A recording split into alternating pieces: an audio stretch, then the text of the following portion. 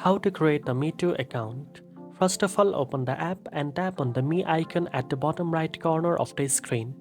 Next, tap on the login option at the top. You can choose to register using your Google account, Facebook account, or email. For a quick login, select Google or Facebook and grant the necessary permission. In this tutorial, we will go with the email option.